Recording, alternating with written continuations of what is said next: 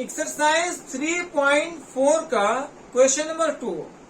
इस क्वेश्चन में कहता है कि यदि हम अंश में एक जोड़ दें तथा हर में से एक घटा दें तो भिन्न जो है एक में बदल जाती है। यह एक जो है आपको स्थिति दी गई है कि यदि हम अंश में एक जोड़ दें और हर में से एक घटा दें तो भिन्न जो है एक में बदल जाती है, मतलब भिन्न का मान एक हो जाता है।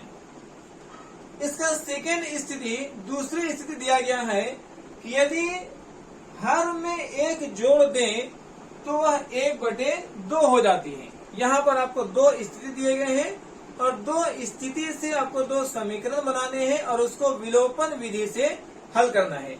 हम लोग एक्सरसाइज 3.4 को पढ़ रहे हैं, जिसमें क्वेश्चन नंबर 1 में आपको विलोपन विधि और प्रतिस्थापन विधि से हल करने के लिए दिया गया था। क्वेश्चन नंबर 2 में जो है 6 क्वेश्चंस दिए गए हैं और इन सभी को विलोपन विधि से हल करना है। तो सबसे पहले जो आपको स्थिति दिए जाएंगे उससे समीकरण तैयार करना है और उस समीकरण को विलोपन विधि से हल करना है। ठीक है, आइए इस क्वेश्चन को हम लोग स्टार्ट करते हैं। सबसे पहले आपको एक भिन्न मान लेना है। माना कि भिन्न बराबर जो है, माना कि भिन्न बराबर x/y है। ठीक है, ये आपने एक भिन्न मान लिया x/y, जिसमें x जो है अंश है और y हर है। अब आते हैं प्रश्न से।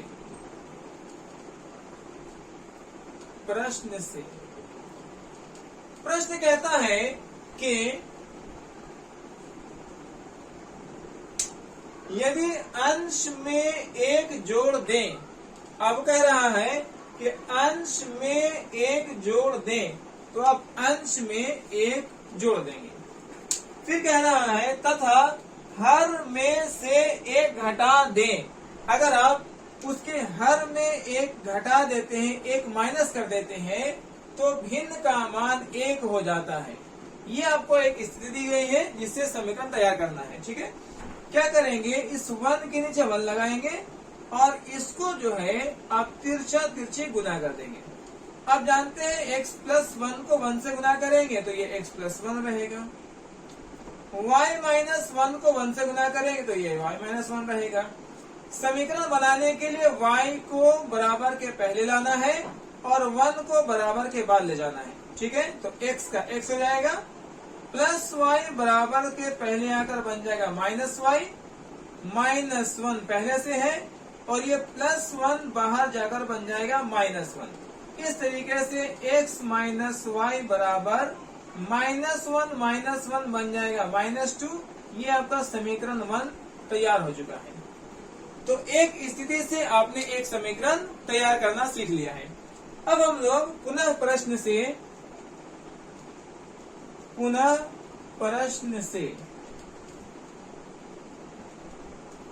फिर से हम लोग को x/y एक भिन्न लिखना है और देखना प्रश्न में क्या कहा गया है। प्रश्न में क्या कहा गया है कि यदि हर में एक जोड़ दें, आपको अंश में कुछ भी नहीं करना है, यदि हर में एक जोड़ दें, सिर्फ आपको हर में एक जोड़ना है तो भिन्न आपको 1/2 हो जाती है। तो लिखेंगे 1/2। इसको भी जो है क्रॉस मल्टीप्लाई करना है। इस तरीके से x+1 y को y+1 को 1 से मल्टीप्लाई करना है और x को 2 से मल्टीप्लाई करना है। जब 2 को x से मल्टीप्लाई करेंगे ये 2x बन जाएगा। y+1 को 1 से मल्टीप्लाई करेंगे y+1 बन जाएगा। y को बराबर के पहले लाएंगे तो आपको लिखेंगे 2x - y बराबर में 1 है। ये समीकरण आपका 2 बन जाएगा। ठीक है, अब हम लोग समीकरण 1 और समीकरण 2 से हल करके पहले x और y का मान निकालेंगे। तो यहाँ लिखेंगे समीकरण 1 तथा 2 से, समीकरण 1 तथा 2 से। ठीक है, समीकरण 1 क्या है आपके पास, x - y बराबर में -2। लिखेंगे x माइनस में y बराबर -2 है। समीकरण 2 में है 2x - y बराबर में 1 है। 2x माइनस में y बराबर में 1 है। ये आपका समीकरण 1 है और ये आपका समीकरण 2 है। ठीक है, अब यहाँ देखना है कि क्या x और y में कोई बराबर है। तो यहाँ पर देखेंगे y और y बराबर में है और दोनों समान चिन्ह है, दोनों का साइन सेम सेम है। जब सेम साइन रहता है तो आप समीकरण 1 में से 2 को घटाते हैं। तो यहाँ लिखा जाएगा समीकरण 1 में से समीकरण 2 को घटाने पर, और जब घटाते हैं तो नीचे वाले समीकरण का साइन अपोजिट करना है, उल्टा करना है। x प्लस में है माइनस में लिखेंगे, y माइनस में है प्लस में लिखेंगे, 1 प्लस में है माइनस में लिखेंगे। ठीक है, y का जो माइनस साइन है वो डेड हो जाएगा। अब यहाँ पर क्या होगा देखिए, माइनस वाई प्लस वाई ये कट जाएगा, minus Y plus Y cut जाएगा। यहाँ जो है 1x है, यहाँ जो है 2x है, तो 1x में से 2x को माइनस करना है। 1x में से 2x को माइनस करेंगे तो ये माइनस में 1x बचेगा। ओके, 1 में 2 माइनस करेंगे तो माइनस 1x बचेगा। -2 -1 को ऐड करेंगे -3 बन जाएगा, माइनस से माइनस कट जाएगा, तो x का मान आया है 3। x का मान 3 आया है। अब इस x के मान को या तो समीकरण 1 या समीकरण 2 कहीं भी रख सकते हैं। सबसे साधारण सा समीकरण 1 है तो लिख लेंगे x का मान समीकरण 1 में रखने पर, x का मान समीकरण 1 में रखने पर, समीकरण 1 है आपके पास x minus 2 x minus Y बराबर -2। ठीक है जी, x का मान क्या लेंगे 3 माइनस वाई बराबर -2। अब माइनस वाई का मान निकालना है, माइनस वाई बराबर -2 पहले लिखेंगे और +3 बराबर के दूसरी साइड जाकर बन जाएगा -3। तो इस तरीके से माइनस वाई का मान आया है -5 और माइनस माइनस कट जाएगा, वाई का मान आ गया है 5। ठीक है, तो आपने वाई का मान भी निकाल लिया है। अब आपको क्या देखना है, आपने भिन्न क्या माना था। आपका भिन्न है x बटा वाई। भिन्न क्या है, भिन्न है आपका x बटा वाई। तो लिखेंगे भिन्न बराबर x बटा में y। ओके जी, और x का मान क्या है, x का मान है 3, y का मान है 5, तो लिखेंगे 3/5। इस तरीके से आपको क्वेश्चन नंबर 2 का पहला क्वेश्चन जो है सॉल्व हो चुका है, जिसको विलोपन विधि से हल किया गया है। अब हम लोग क्वेश्चन नंबर 2 के दूसरे वाले क्वेश्चन को हल करेंगे। अब यहां तक पहले स्क्रीनशॉट कर लीजिए। क्वेश्चन नंबर 2 का सेकेंड, इसमें कहता है कि 5 वर्ष पूर्व नूरी की आयु सोनू की आयु की 3 गुनी थी। 5 साल पहले जो नूरी की आयु है, नूरी की आयु सोनू की आयु की 3 गुनी थी। ये आपको एक स्थिति दी गई है। ठीक है, 5 साल पहले नूरी की आयु सोनू की आयु की 3 गुनी थी। फिर दूसरी स्थिति में कहता है 10 वर्ष पश्चात, मतलब 10 साल बाद नूरी की आयु सोनू की आयु की 2 गुनी हो जाएगी। 10 साल बाद जो नूरी की आयु है वो सोनू की आयु की 2 गुनी हो जाएगी। तो आपको नूरी और सोनू की वर्तमान आयु, अभी का एज आपको पता करना है। इस तरह के प्रश्न में सबसे पहले दोनों के वर्तमान एज, वर्तमान जो उम्र है वो मान लेनी होती है। ठीक है, आइए इस क्वेश्चन को हम लोग हल करना शुरू करते हैं। सबसे पहले लिखना है माना कि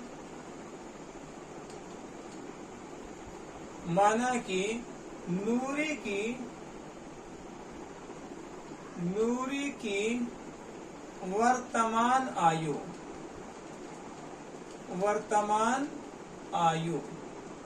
बराबर में है x वर्ष। वर्तमान मतलब होता है अभी का उम्र, तथा सोनू की वर्तमान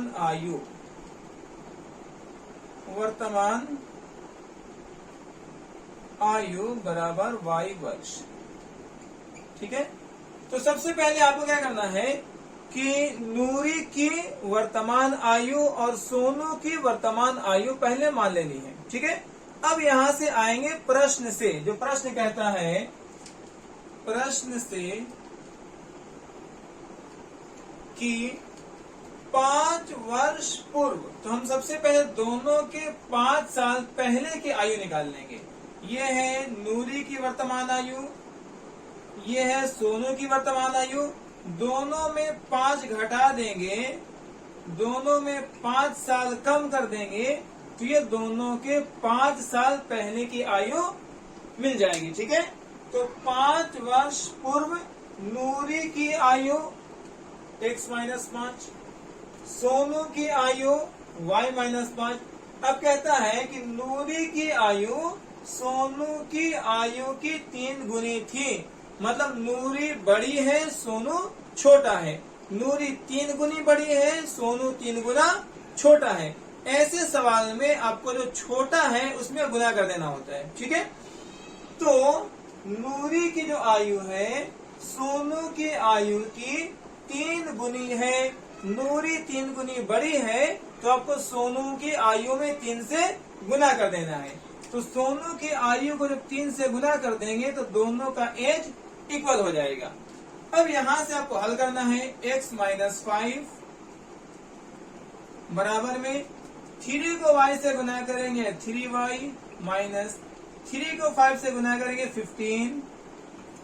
अब x और y को एक साइड लाना है, तो 3y अंदर आ जाएगा और माइनस 5 बाहर चला जाएगा। ठीक है, तो x माइनस 3y अंदर आएगा, माइनस 3y बराबर माइनस 15, और माइनस 5 बाहर जाकर बन जाएगा प्लस 5। इस तरीके से आपको समीकरण मिल रहा है x माइनस 3y बराबर 5 में से 15 घटाएंगे माइनस 10 बचेगा। समीकरण 1 बन गया है। अब इसी तरीके से दूसरी स्थिति से दूसरा समीकरण तैयार कर लिया जाएगा। तो हम लोग लिखेंगे पुनः प्रश्न से, पुनः प्रश्न से। अब फिर क्या है, देखिए कहता है 10 वर्ष पश्चात, मतलब 10 साल बाद। तो पहले दोनों के 10 साल बाद का एज आपको पता करना है। तो ये है नूरी की वर्तमान आयु, ये है आपको सोनी की वर्तमान आयु। दोनों 10 साल बाद क्या हो जाएगा, तो दोनों के एज में 10 साल ऐड कर देंगे, तो ये दोनों के 10 साल का बाद का आयु आपको मिल गया है। ठीक है, अब कह रहा है 10 साल बाद नूरी की आयु सोनू की आयु की 2 गुनी हो जाएगी। नूरी 2 गुनी होगी और सोनू 2 गुना छोटा होगा, तो छोटे वाले में 2 से गुना कर देंगे तो बराबर हो जाएगा। तो हम लोग क्या करेंगे, 2 से गुना करेंगे सोनू वाले एज में, तो ये आपस में इक्वल हो जाएंगे।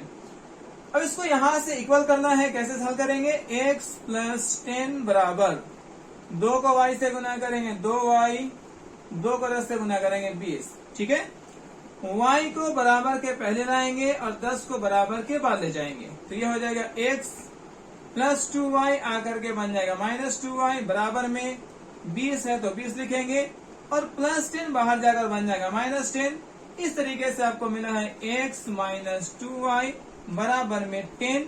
ये आपका समीकरण 2 तैयार हो गया है। ठीक है, अब हम लोगों को समीकरण 1 और समीकरण 2 को हल करके x और y का मान पहले पता करना है, और इसके लिए आपको विलोपन विधि से हल करना है। जैसा कि एक्सरसाइज 3.4 में सारे ही क्वेश्चन जो है विलोपन विधि से हल करने हैं। तो हम लोग लिखेंगे समीकरण 1 तथा समीकरण 2 से। समीकरण 1 है x माइनस 3y बराबर माइनस 10, x माइनस 3y बराबर में माइनस 10 है, ये समीकरण 1 है। x minus 3y is equal to minus 10। समीकरण 2 है आपका x माइनस में 2y is equal to 10, minus में 2y इज इक्वल टू 10। ठीक है, अब यहां से जो है आपको समीकरण 1 और समीकरण 2 मिल गया है। ये आपका समीकरण 1 है और ये आपका समीकरण 2 है। अब देखेंगे कि दोनों ही समीकरण में एक x आया है, मतलब दोनों इक्वल है, तो आपको इक्वल करने की कोई आवश्यकता नहीं है, कोई जरूरत नहीं है। अब दोनों का साइन सेम सेम है, चिन्ह सेम सेम है, तो साइन को विपरीत करने के लिए समीकरण 1 में से 2 को घटा देंगे। तो लिखेंगे समीकरण 1 में समीकरण 2 को घटाने पर, जैसे ही समीकरण 2 को घटाते हैं तो समीकरण 2 का चिन्ह जो है उल्टा हो जाता है। प्लस x बनेगा माइनस एक्स, माइनस 2y बनेगा प्लस 2y, प्लस 10 बन जाएगा माइनस 10। ठीक है जी, ये माइनस का चिन्ह जो है डेड हो जाएगा, plus x minus x cut जाएगा। अब 2y में से 3y को घटाना है, 2y में से 3y को घटाएंगे तो माइनस में 1y मिलेगा, और माइनस 10 को जोड़ेंगे तो ये माइनस 20 बन जाएगा। ठीक है, y से y कट, माइनस से माइनस कट जाएगा, तो y का मान आ गया है 20। अब इस y के मान को समीकरण 1 या समीकरण 2 में आप कहीं भी रख सकते हैं। तो मान लिया जाए कि लिखते हैं y का मान समीकरण 1 में रखने पर, समीकरण 1 है क्या, x माइनस 3y बराबर में माइनस 10 है। ठीक है, x माइनस 3 गुना y का मान क्या है 20, तो 20 रख देंगे बराबर है माइनस 10। x माइनस 20 को 3 से गुना करेंगे माइनस में 60 आएगा, बराबर माइनस में 10 है। x बराबर माइनस 10 और माइनस 60 इधर जाकर के बन जाएगा प्लस में 60। तो इस तरीके से x बराबर 60 में से 10 घटाएंगे तो 50। आपको x का मान भी निकल गया है। अब आप देखें, अब जो है नूरी की वर्तमान आयु को x वर्ष माना गया था, तो इस तरीके से जो नूरी की वर्तमान आयु है, नूरी की वर्तमान आयु x मतलब 50 वर्ष है, 50 वर्ष। इसी तरीके से सोनू की वर्तमान आयु को y वर्ष माना गया था और y का मान आया है 20। तो इस तरीके से सोनू का वर्तमान आयु क्या हो जाएगा 20 वर्ष। इस तरीके से हम लोगों ने क्वेश्चन नंबर 2 के सेकेंड क्वेश्चन को सॉल्व किया है। यहाँ तक आप स्क्रीनशॉट कर लीजिए, फिर हम नेक्स्ट वाले क्वेश्चन को सॉल्व करेंगे।